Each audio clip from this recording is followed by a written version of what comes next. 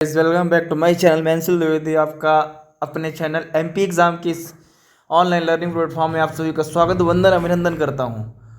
और जैसा कि मैंने आपसे वादा किया था कि मैं एमपी पीएससी की सीरीज़ लेके आऊँगा जो प्रीलिम्स के हिसाब से रहेगी, जिसका अगर आप उसकी अच्छे से अगर तैयारी आप करते हैं, पढ़ लेते हैं, तो आपकी मेंस की साथ में आपकी उसकी तैयारी होते जाएगी। मेरे पास ये एमपी पीएससी की सुपर 100 की एक टेस्ट सीरीज है जो काफ़ी अच्छी जानी जाती है। उसी के बारे में मैंने जो आपके पेपर 1 की यूनिट 4 का जो चैप्टर है, मैंने 2 वीडियोस ऑलरेडी मैंने अपलोड कर दिया है। अगर आपने नहीं देखा है तो आप प्ले लिस्ट में जाके आप वहाँ पे देख सकते हैं। उसी की आज ये तीसरी सीरीज है और इसे आज मैं लेके आया हूँ। आज हम क्या पढ़ने वाले हैं कि मध्य प्रदेश में राष्ट्रवाद का उदय एवं विकास के बारे में पढ़ेंगे।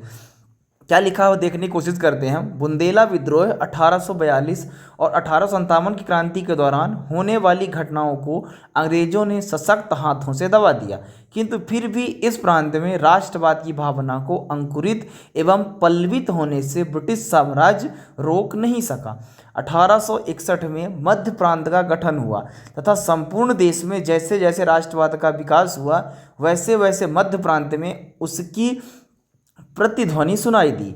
दिसंबर 1885 में अखिल भारतीय राष्ट्रीय कांग्रेस की स्थापना हुई, जिससे प्रांत में राष्ट्रीय भावना एवं आंदोलन गतिमान हुआ। मध्य प्रांत पर बाल गंगाधर तिलक का प्रभाव अधिक होने के कारण इस क्षेत्र में उग्रवादी विचारकों का प्रभाव रहा। नागपुर में राष्ट्रीय मंडल नामक एक दल का गठन किया गया जो वास्तव में एक उग्रवादी संगठन था। ढाका के अनुशीलन समिति के सदस्य जबलपुर आते थे और मदन महल की पहाड़ियों पर बामों को तैयार करते थे। स्थानीय नेताओं ने प्रांत की समस्याएं व आवश्यकता पर विचार करने के उद्देश्य से प्रांतीय सम्मेलनों का आयोजन किया। 1905 के पहले सम्मेलन की अध्यक्षता दादा साहब खारपड़े ने की थी। मध्य प्रांत पर होम रूल आंदोलन का तीव्र प्रभाव पड़ा तथा 1916 में एक प्रांतीय संघ बनाया गया, जिसके अध्यक्ष डॉक्टर हरि सिंह गौर एवं मंत्री डॉक्टर मुंजे थे। प्रांतीय महाकौशल क्षेत्र में धीरे धीरे राष्ट्रीय चेतना जागृत हुई, जिसमें पंडित विष्णु दत्त शुक्ल ने मध्य प्रांत और बरार प्रांतीय सम्मेलन का गठन किया। इसका उद्देश्य मौलिक एवं राजनीतिक जागरूकता को गति देना था। अंततः कहा जा सकता है कि मध्य प्रदेश का राष्ट्रीय आंदोलन प्रोस के विशेष उल्लेख के साथ भारत के स्वाधीनता आंदोलन का इतिहास ही है। अब मध्य प्रदेश में हम उत्सव की बात करते हैं तो मध्य प्रदेश में गणेश उत्सव बाल गंगाधर तिलक के सहयोग से गणेश उत्सव का प्रारंभ बुरहानपुर शहर में मार्तंड राव मजुमदार ने प्रारंभ किया। मार्तंड राव मजुमदार ने बुरहानपुर में तिलक हॉल की स्थापना की। मार्तंड राव मजुमदार पहली राज्यसभा के सदस्य भी रहे हैं। मध्य प्रदेश में गांधी जी के आंदोलन कौन कौन से हैं, इनसे क्वेश्चन बनते हैं, ये देखते हैं हम। मध्य प्रदेश में गांधी जी के द्वारा आंदोलन खिलाफत आंदोलन, असहयोग आंदोलन, सविनय अवज्ञा आंदोलन, द्वितीय सविनय अवज्ञा आंदोलन, भारत छोड़ो आंदोलन। पहला अगर हम बात करें खिलाफत आंदोलन की, इनसे डायरेक्टली प्रीलिम्स में क्वेश्चन पूछे जाते हैं कि खिलाफत आंदोलन का सन कौन सा था, असहयोग आंदोलन का सन कौन सा था, कहाँ से शुरुआत हुआ, ये है ना। तो ये सारी चीज़ें हम देखेंगे। खिलाफत आंदोलन 1919 से 20 तक तुर्की के खलीफा पद को बचाने के लिए भारत में अली बंधु व मध्य प्रदेश में अब्दुल जब्बार खान ने इस आंदोलन का नेतृत्व किया। अली बंधु का महोबा में आगमन हुआ, जिससे बुंदेलखंड क्षेत्र में आंदोलन ने गति पकड़ी। इस दौरान अमजद खां एक आंदोलन कार्यकर्ता जिन्होंने जबलपुर नगर पालिका भवन पर झंडा फहराया। दूसरा है असहयोग आंदोलन जो 1920 में हुआ। मध्य प्रदेश में इसका नेतृत्व प्रभाकर डुंडी राज ने किया था। डायरेक्टली प्रीलिम्स में इससे क्वेश्चन पूछा जाता है। इस दौरान 20 मार्च 1921 को महात्मा गांधी ने जबलपुर का दौरा किया। 1922 में सीहोर व झाबुआ में भी विदेशी वस्तुओं का बहिष्कार किया गया। ठीक है, आगे क्या लिखा हुआ है। 1920 में उमर खां व मास्टर लाल चंद्र सिंह ने प्रिंस ऑफ वेल्स के रतलाम आने पर विद्रोह किया, जिसके कारण उन्हें गिरफ्तार कर लिया गया व 13 वर्ष की सजा सुनाई गई। महाकौशल जबलपुर से इन्होंने जो क्या किया था, इसका नेतृत्व किया था। ठीक है, आगे हम चलते हैं। सविनय अवज्ञा आंदोलन 1930 में गांधी जी को दांडी में गिरफ्तार करने के पश्चात मध्य प्रदेश में इसका नेतृत्व देवदास गांधी, सेठ गोविंद दास व द्वारिका प्रसाद मिश्र ने किया। इस दौरान सिवनी जिले के दुर्गा शंकर मेहता ने नमक बनाकर सत्याग्रह किया था। द्वितीय सविनय अवज्ञा आंदोलन 1932 में हुआ। दूसरे गोलमेज सम्मेलन की सफलता के बाद गांधी जी ने 1932 में इस आंदोलन को चलाया व इसी दौरान 1933 में उन्होंने जबलपुर का दौरा किया। इसी दौरान जबलपुर में हरिजन धुआंधूत आंदोलन का विरोध किया गया था। भारत छोड़ो आंदोलन कब हुआ? 1942 में हुआ। मध्य प्रदेश में इसकी शुरुआत 2 अक्टूबर 1942 विदिशा से हुई। इसके बाद मंडलेश्वर जेल खरगोन में कैदियों ने अंग्रेजों का विरोध किया। 1942 में महात्मा गांधी ने जबलपुर में द्वारिका प्रसाद मिश्र से मुलाकात की व इस आंदोलन को क्या किया? प्रभावी बनाया। इसमें विशेष क्या है? तो वीर उदय चंद्र जैन ने 14 वर्ष की उम्र में मंडला जिले से भारत छोड़ो आंदोलन के समर्थन में जुलूस और सभा आयोजित की। इसी दौरान अंग्रेजों ने उनके सीने पर गोली मारकर उनकी हत्या कर दी थी। अब मध्य प्रदेश में कौन से सत्याग्रह हुए ये देखते हैं। तो झंडा सत्याग्रह जनवरी 1923 जबलपुर में प्रथम झंडा सत्याग्रह का नेतृत्व राजेंद्र प्रसाद, देवदास गांधी व राजगोपालाचार्य ने किया। इस सत्याग्रह का उद्देश्य अंग्रेजी झंडे को उतार फेंक व भारतीय झंडे को फहराना था। मार्च 1923 को झंडा सत्याग्रह का नेतृत्व जबलपुर में पंडित सुंदरलाल शर्मा व सुभद्रा कुमारी चौहान ने किया। झंडा फहराने पर सुंदरलाल शर्मा को 6 माह की सजा सुनाई गई। 13 अप्रैल 1923 में जबलपुर में पुनः झंडा सत्याग्रह का नेतृत्व सरोजनी नायडू ने किया। 18 जून 1923 को मध्य प्रदेश में झंडा दिवस मनाया गया। इस दौरान कंचीडीला, बंसीलाल व काशी प्रसाद ने जबलपुर टाउन हॉल में झंडा फहराया था। दूसरा आता है जंगल सत्याग्रह। तो 1900 ये हम मध्य प्रदेश में जो सत्याग्रह हुए ना उनकी चर्चा हम कर रहे हैं। तो दूसरा आता है जंगल सत्याग्रह। 1930 में जंगल सत्याग्रह की शुरुआत जबलपुर से हुई। इसका नेतृत्व माखनलाल चतुर्वेदी व द्वारिका प्रसाद मिश्र ने किया। इस दौरान इन पर राजद्रोह का क्या किया गया? आरोप भी लगाया गया था। इस सत्याग्रह का उद्देश्य वन कानून का विरोध करना था। अगस्त 1930 में घोड़ा डोंगरी बैतूल जंगल सत्याग्रह पर नेतृत्व गंजन सिंह कुरकू द्वारा किया गया। 9 अक्टूबर 1930 दुरिया कहाँ है? सिवनी। जंगल सत्याग्रह का नेतृत्व दुर्गा शंकर मेहता ने किया। घुनघुटी जंगल सत्याग्रह अक्टूबर 1930 को उमरिया में किया गया। सितंबर 1930 को ओरछा जंगल सत्याग्रह बेतवा नदी के किनारे किया गया। इसका नेतृत्व लाला राम वाजपेयी ने किया। अगला आता है नमक सत्याग्रह 1930 में हुआ। 1930 में गांधी जी को दांडी में गिरफ्तार करने के बाद भारत में जगह जगह नमक सत्याग्रह किया गया। मध्य प्रदेश में इसका नेतृत्व जबलपुर में सेठ गोविंद दास व द्वारिका प्रसाद मिश्र के द्वारा किया गया। सिवनी से दुर्गा शंकर मेहता ने नमक बनाकर इस आंदोलन का नेतृत्व किया था। मध्य प्रदेश के अन्य आंदोलन व घटनाएं कौन सी थी? तो कसाई खाना आंदोलन। यह आंदोलन 1920 में माखनलाल चतुर्वेदी ने प्रारंभ किया। British company central and trading Sagar के रतौना नामक स्थान पर कसाई खाना स्थापित करना चाहती थी। गौवध के विरोध में इस आंदोलन को माखनलाल चतुर्वेदी ने कर्मवीर समाचार पत्र के द्वारा प्रारंभ किया था। स्त्री सेवा दल स्वामी ज्ञानानंद के नेतृत्व में रतलाम कांग्रेस समिति 1920 के तहत 1931 में स्त्री सेवा दल की स्थापना रतलाम में की गई। इसका उद्देश्य स्वतंत्रता की मांग के साथ साथ समाज सेवा करना था। चरण पादुका कांड के बारे में हम देखते हैं। तो मध्य प्रदेश का पिलिया वाला बाग हत्याकांड कहे जाने वाला चरण पादुका नरसंहार दुखद घटना के साथ क्रांतिकारियों को अनीति से कुचलने की बर्बरता थी। क्षेत्र छतरपुर रियासत उर्मिल नदी के किनारे हुआ था। घटना कब की है? 14 जनवरी 1931 मकर संक्रांति के दिन। याद रखना है, प्रीलिम्स के लिए अच्छा फैक्ट है ये। घटनाक्रम क्या है? चरण पादुका क्षेत्र में स्वतंत्रता संग्राम सेनानियों की शांतिपूर्ण सभा चल रही थी। इस सभा पर एजेंट फिशर के आदेश पर अंधाधुंध गोलियां चलाई गई थी। क्षति क्या हुई? 21 लोगों की मृत्यु, 16 लोग घायल हुए थे। शहीद कौन हुआ? सुंदरलाल गुप्त, धर्मदास, राम कुमार, करण सिंह और गणेशा, ये क्या हुए थे? शहीद हुए थे। घोड़ा डोंगरी सत्याग्रह के बारे में हम देखें तो सन 1930 में बैतूल जिले के घोड़ा डोंगरी से जंगल सत्याग्रह की शुरुआत हुई। नेतृत्वकर्ता गंजन सिंह कोरकू थे। परिणाम क्या हुआ? गोंड वनवासियों की भीड़ पर पुलिस ने गोली चला दी थी। पंजाब मेल हत्याकांड के बारे में हम देख लें तो 24 जुलाई 1931 को खंडवा रेलवे स्टेशन से जा रही पंजाब मेल ट्रेन से यशवंत सिंह, जो कहाँ दमोह, देवनारायण तिवारी और दलपत राव ने हथियार से जा रहे अंग्रेज मेजर हैक्सल की हत्या कर दी। इसके बाद यशवंत सिंह व देवनारायण तिवारी को फांसी दे दी गई थी।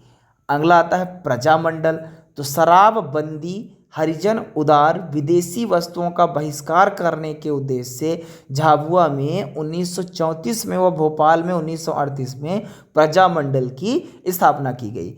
अंजुमन खुदाम ए वतन समाज सेवा के उद्देश्य से मौलाना तरजी खां व शाकील अली खां ने भोपाल में अंजुमन खुदाम ए वतन की स्थापना 1934 में की थी। भोपाल राज्य हिंदू सभा समाज सेवा के उद्देश्य से मास्टर लाल सिंह, डॉक्टर जमुना प्रसाद मुखरैया, पंडित उद्धव राय मेहता के सहयोग से भोपाल राज्य हिंदू सभा की स्थापना 1934 में की गई थी।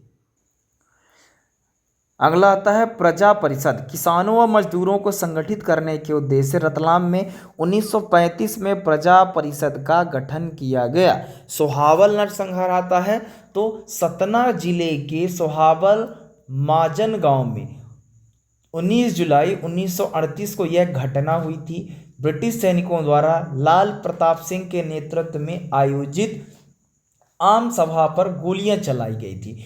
इस घटना में लाल प्रताप, मधीर पांडे और रामाश्रय गौतम की हत्या हो गई। इस घटना को माजन गोली कांड के नाम से भी जाना जाता है। काफ़ी इंपॉर्टेंट है प्रीलिम्स के हिसाब से। त्रिपुरी अधिवेशन सुभाष चंद्र बोस की अध्यक्षता में त्रिपुरी में मध्य प्रदेश में एकमात्र कांग्रेस अधिवेशन आयोजित किया गया। यह अधिवेशन जबलपुर के तिलवारा घाट पर 29 जनवरी 1939 को आयोजित किया गया। अधिवेशन की अध्यक्षता के पहले सुभाष चंद्र बोस ने अध्यक्ष पद के लिए वोटिंग में पट्टाभी सीतारमैया को हराया। मतभेद के कारण सुभाष चंद्र बोस ने इस्तीफा दे दिया एवं राजेंद्र प्रसाद को अध्यक्ष बनाया गया त्रिपुरी अधिवेशन का। सराफा सत्याग्रह के बारे में हम देखें तो यह सत्याग्रह 6 सितंबर 1942 को इंदौर में हुआ था। स्वतंत्रता मांग रहे लोगों पर पुलिस ने लाठीचार्ज और गोलियां चला दी, जिसमें मदन लाल ओसवाल मारे गए। इसके विरोध में जनता ने सराफा सत्याग्रह शुरू किया था। चावल आंदोलन तो 28 फरवरी 1947 को रीवा के बदवार गांव में हुआ था। जबरन चावल आगाही के विरुद्ध जन आंदोलन में पुलिस द्वारा गोलियां चलाई गई, जिसमें त्रिभुवन तिवारी और भैरव प्रसाद शहीद हो गए। इस आक्रोश ने चावल आंदोलन का क्या किया? रूप ले लिया। अगला आता है बोरास गांव कांड। तो भोपाल रियासत के रायसेन जिले के बोरास गांव में 14 जनवरी 1949 को नवाबी सेना और क्रांतिकारियों के मध्य संघर्ष हुआ। संघर्ष का मुख्य कारण नर्मदा नदी के तट पर तिरंगा फहराना था। इस घटना में बैजनाथ गुप्ता, मंगल सिंह, बरीन सिंह, छोटे लाल की हत्या नवाबी सेना ने कर दी। इस घटना को भोपाल का जलियांवाला कांड भी कहा जाता है। भोपाल रियासत का विलय हम देखेंगे कि भोपाल रियासत का विलय एंग्लो इंडिया या एंग्लो भोपाल संधि के तहत भोपाल रियासत भारतीय ब्रिटिश साम्राज्य की प्रिंसली थी। इस रियासत के नवाब हामिदुल्ला खान स्वतंत्रता के समय 14 अगस्त 1947 को इस आहापोह में थे कि वे क्या निर्णय लें। प्रथम चरण क्या हुआ इसका? प्रथम चरण स्वतंत्रता घोषणा मार्च 1948 में नवाब हमीदुल्ला भारत के स्वतंत्र रहने एवं भोपाल सरकार के स्वतंत्र मंत्रिमंडल की घोषणा की, जिसके प्रधानमंत्री चतुर नारायण मालवीय बने। द्वितीय चरण विद्रोह की कील भोपाल रियासत में विलीनीकरण हेतु विद्रोह पनपने लगा, जिसके सूत्रधार पटेल एवं मेनन बने। प्रधानमंत्री चतुर नारायण भी विलीनीकरण के पक्ष में हो गए। तृतीय चरण क्या हुआ? विलीनीकरण हेतु प्रदर्शन। दिसंबर 1948 में जबरन प्रदर्शन के पश्चात महत्वपूर्ण नेता शंकर दयाल शर्मा ठाकुर लाल गिरफ्तार हुए। नवाब द्वारा बर्विष्ट चतुर नारायण 21 दिन के उपवास पर बैठ गए। अंततः 30 अप्रैल 1948 को नवाब ने विलीनीकरण के पत्र पर हस्ताक्षर किया तथा 1 जून 1949 को भोपाल रियासत भारत का हिस्सा बन गया। काफ़ी इंपॉर्टेंट क्वेश्चन है। स्वतंत्रता आंदोलन में मध्य प्रदेश के वनवासियों की भूमिका क्या रही वो देखते हैं। तो दलन साल गोंड 1842 के विद्रोह बुंदेला विद्रोह में गोंड शासक दलन शाह को फांसी दे दी गई। भीमा नायक बड़वानी के भीमा नायक ने 1857 की क्रांति में अंग्रेजों से लोहा लिया।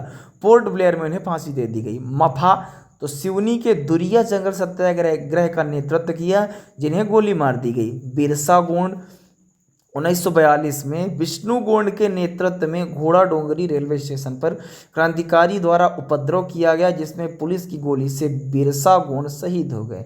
गंजन सिंह कुरकू बैतूल के घोड़ा डोंगरी सत्याग्रह का नेतृत्व किया था। शंकर शाह 1857 की क्रांति में पुत्र रघुनाथ शाह के साथ शहीद हो गए थे। टांटा भील थे, ख्वाजा नायक थे और विष्णु गोंड थे। अगला पढ़ते हैं स्वतंत्रता आंदोलन में मध्य प्रदेश की महिलाओं की भूमिका क्या रही।